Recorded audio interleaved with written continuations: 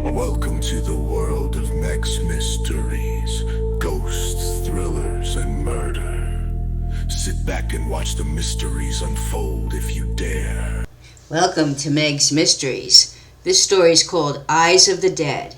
In Victorian Britain, 1860 to 1900, it was a custom to take photographs of the dead. Pictures of the deceased were kept to mourn or remember them. Sounds creepy, right? Now it's considered morbid and poor taste. But back then it was a way to keep the dead close and next to them, like they were just sleeping an eternal sleep, a remembrance of who they lost. Some families sat holding their children or just sitting by the dead family member. So many of them were children who died too early in life. Those photos were either displayed in the house or put in a photo album. Some even kept a lock of hair made into jewelry, or a locket, or a death mask made of wax. But did these photos capture more than just their image? Does spirits hold on with a lock of hair, or does the mask hold on to their souls, or the pictures? When they hold on to their loved ones like that, it's not natural, is it? It's just selfish on the part of the family. Not to let them go, but to keep them tethered to the earth, just because they can't let them go. And do the spirits sometimes get their revenge by haunting? Maybe that's why so many souls linger on and can't find their eternal rest. 1890, Britain. A family mourns the loss of their 3 children. Scarlet fever took them all. 10-year-old Jonathan, 5-year-old Mary, and little Victoria, only 3. The only one was saved was Ellen, 15 years old. She was away at her aunt's home helping with her aunt's newborn baby.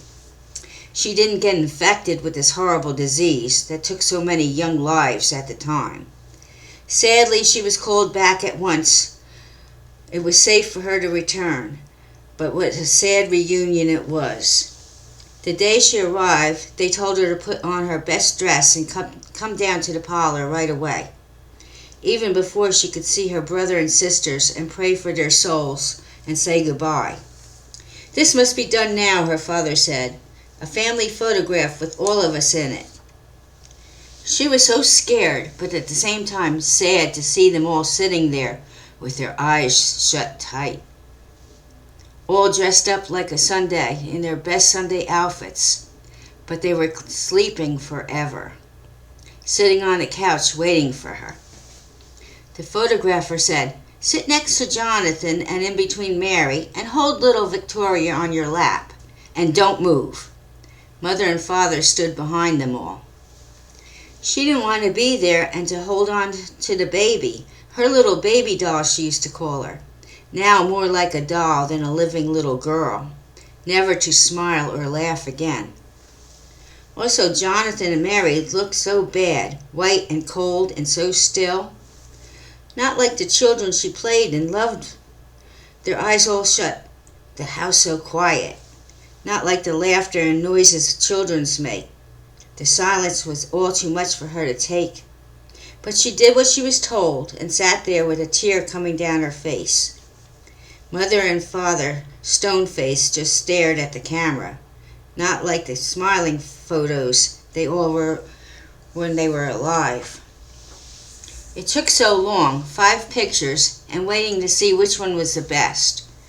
Mother insisted on taking them all, to keep them out on display throughout the house, and some for the family album. Also, they took locks of their hair and will make into braids and put in a locket. One for Ellen, one for Mother. She told Ellen, "You will have a picture in your room so you will always have them close, and wear the locket to keep them by your heart." She didn't want it, but she'll take it. She thought, "I'll put it down, face down at night. I can't see their faces with their eyes shut tight like that. I want to remember them alive and happy, not dead and still. But I'll wear the locket when I have to, just for Mother." When she got the photo, a sadness came over her. And at the time, it felt like the children were in her room. longing to be released to find their peace. It was a strange feeling, like they were mad at her for not being with them. Ellen helped out as much as she could with the cooking and cleaning. Mother never got over the loss of the children and needed more help more and more. Ellen loved to cook but hated dusting those photos, always getting a bad feeling, trying not to look upon their faces. Sometimes she even heard them say, "Why didn't you come with us? We miss you." She knew it was her imagination, or was it? "They'll not hurt me," she thought, but still an uneasy feeling every time she came near the photos, and she never wore the locket. She told Mother it's too precious to wear it all the time. Time passes and years go by. Now a young woman, Ellen starts being courted. A handsome young man, Alistair Bloom.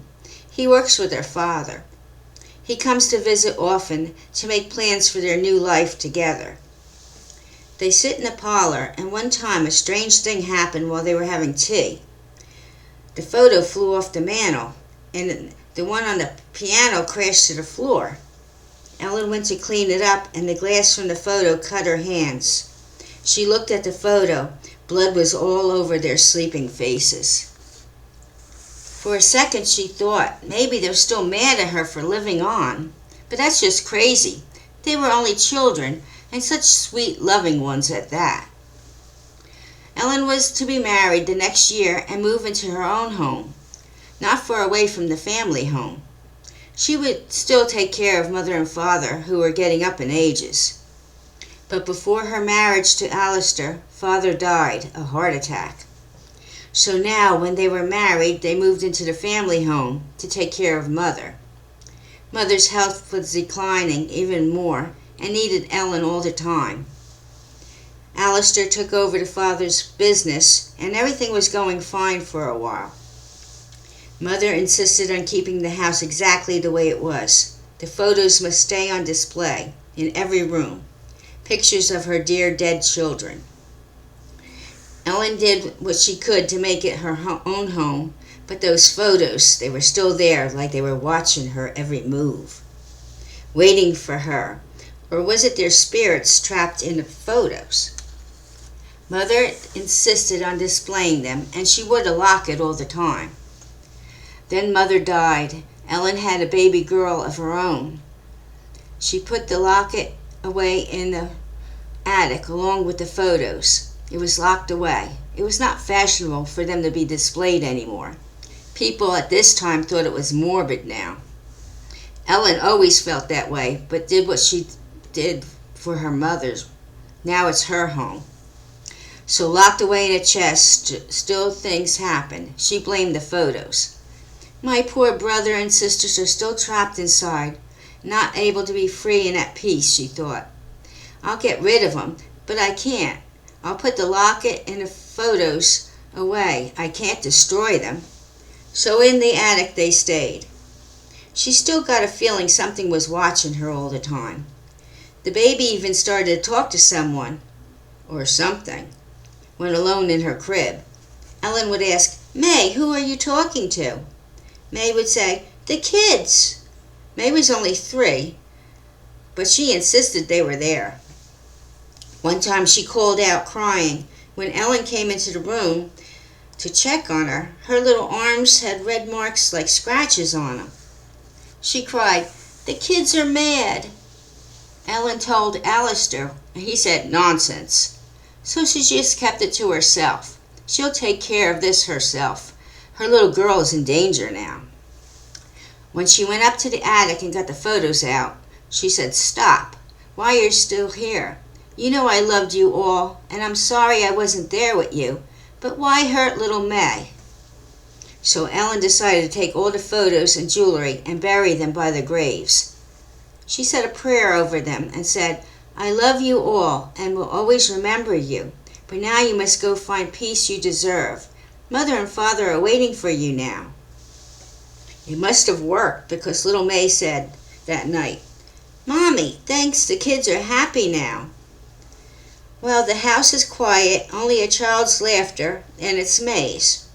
Ellen had 2 more children, and the house is now full of joy and happiness again.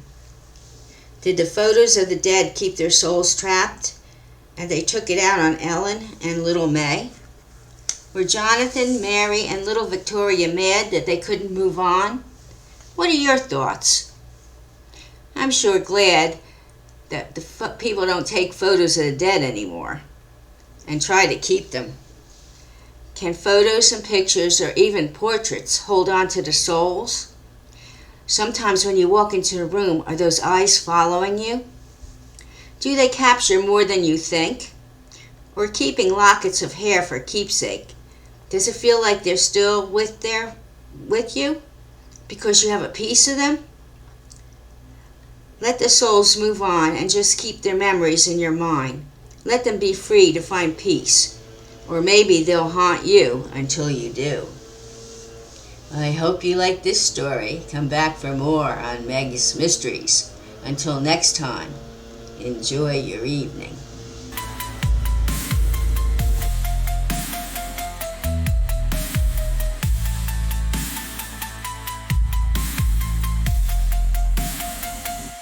Forget my thoughts.